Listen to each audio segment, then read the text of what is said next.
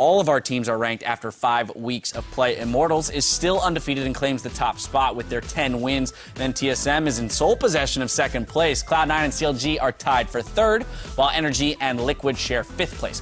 With their win, Team Impulse knocked Dig into a tie for 8th, with Echo Fox and Renegades rounding out the league in 10th. Now, there were a ton of great plays this weekend, but here are the OP5. Starting in the top lane, we've got Hanser. Yeah, Hanser, he played 2 Fiora games back-to-back, and he showed consistency even in moments where TSM wasn't being very consistent. The Zillion composition comes to mind, and he was definitely a force to be reckoned with, and while everything was chaotic, he was still a very good rock for the team. Absolutely. 2 sweet Fiora games this weekend for him. Moving into the jungle, we're going to find none other than Rainover once again.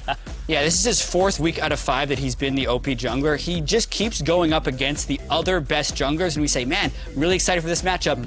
And then Rainover continues to annihilate that person. He killed Rush solo in Rush's jungle in this game. He was killed afterwards, but it still counts. Yeah. He invaded Rush on Lee Sin and killed him. Also super articulate in their thought process. In the interview, the way he explained the decision-making process that he and Huni had for their playstyle, it really resonated with me. Anyway, I want to move into the mid lane. We're going to find Froggen in his week back 2-0 for Echo Fox. Yeah, I think that's really the big story there, is the leaders back into the slot, had some good games on, some solid performances on Corki, and it really just seems as though the entire team rallies behind him once he's in the game. Moving on to AD carry, Wild Turtle, Rainover's buddy. Oh yeah, Wild Turtle though, he really did take over that game later on. He played 2 Kalista games back-to-back, and the one against C9. He actually had a very flexible build that I thought was incredible, where he was adapting his AD carry build, picking up a mob, picking up a Sterix, and just being tanky and adjusting the situation. So Wild Turtle showing that he has some adaptability to him on the fly, even if he is now that guy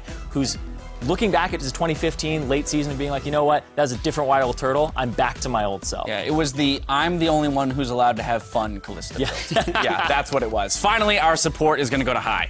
Yeah, and you can't really give enough props to this guy who switched to his 3rd position in under a year, and he's the only one who made this list who didn't win both games. It's because he had some very strong shot calls and played really strong Alistair in their game against Immortals, as well as in their game yesterday. So High continues to adapt to this support role, and Cloud9 looks like a very, very good team with him as a support. Yeah, I think at first glance, a lot of people would say, well, why is he getting it when Adrian beat him this week? And I think it's exactly that. When you look at the value that he adds to the team individually as a player, plus the fact that that was one of the closer games Immortals has ever experienced, and a lot of it is due in part to High's play. Yeah, it's the most deaths that Immortals have actually had in a single game. Oh, absolutely. 16 in that game, only 51 in the previous 9 combined. So basically tripling their deaths per game average. Which 67 deaths is a lot for a 10-0 team. That is true. That's kind of true. But that's just the way they play. They just play fast and loose, I guess. Well, anyway, those are the players who stole our hearts. But of course, we can only have one MVP, and that is none other than Immortals' Rainover. He ends this weekend with a 9.6 KDA, despite going up against CLG and Cloud9, 2 squads we thought might be able to take a win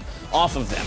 Now, he may have lost his perfect first blood stat, but he continues to make his team look good while putting forth strong performances of his own. And now he's no longer the Leonardo DiCaprio. He's got an award.